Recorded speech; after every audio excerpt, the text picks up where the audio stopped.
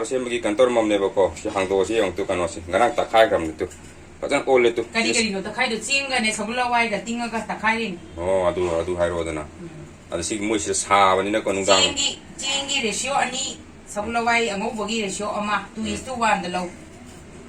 aduh ka tinga ka tak thok ga na siti ngahak tinga pungkai mo tinga na mane ting loi ra na cing ka sabula wai da ting thoi da na yung tu sini his kari jong jar kari jong sini ne on de ni horen idli do thot lauri do sini oi de ni tu yam sagal adi sin bani adune koi manipur de khar di sin ta ta dosa singge sih ya sini dum dosa singge sih ya si sah bani yang penting tu ya hana pun masa sabula wai ka na tra mane kara da ting ga aduh tak apa bani chutney tau doi na sina idli on tau roge idli ga chutney ga yubi sih maku ko khara ga sini chutney chendori na koi je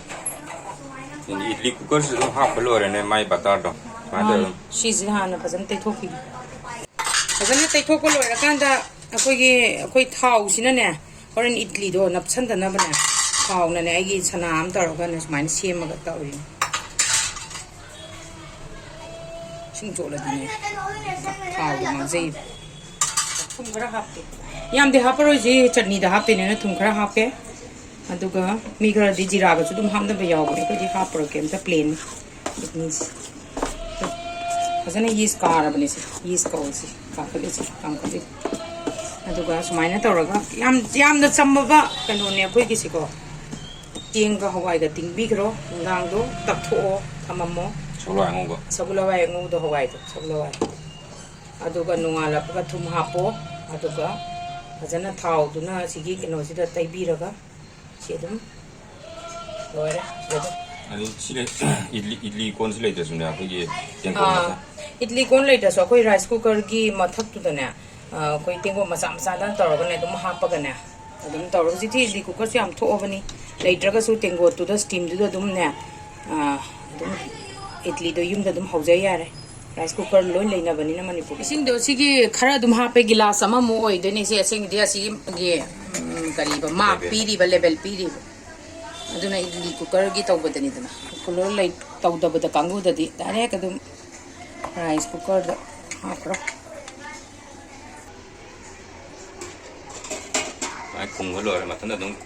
munja ka jam ne ngal lai ido gi sel khong kani ba si akoina thamme dana horan fin khong kani ba aduga dum aduna loi doine minute 10 ne maximum ana khong yare pa koi gi tu idli se steam se khong e tu makon yare hai ne mini ni pan da bu khong e muthala si ko yare sadi khar sari ko du su khara ingan se ba kokani ko namnari se kana idli do kana to andra sujan gra ba khang de idli masak to sujan de ne pan ta se de ire handak jahi gi ha bani kuire koi yum ship to ropade idli ga sa gidre hauni idli ga chutney ga simadi kitang masak thangbo ma na kitang sina kan taw ha hai de pan da hana khar tham kha inghal laga lokko ko da baduna ta gadi ma gi shape se kai gi ne ba inghal laga di lai ba ha sidi to sa ular dosa di hap ra dosa na angang ni dosa am di hok do khra ban masai batar tu na di hok re tam kai de haram kai de ka shu kan to re ma gi shape to ai nga sai thau ha ki na ne chanap ka shu na poi thieng ba de su to lo ama di phaja ka tu no to ka bin siang ye kai de ada no thoi si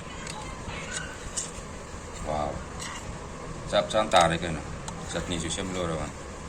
loi chutney ka loi ma pan de chan ro de mo se ma pan le yo de phana ya man ai ne kitang bata to kai no di hasnik chu re masa sunna le millets khara hapan koina chanu mong lo sem wow dosa su yaw dasara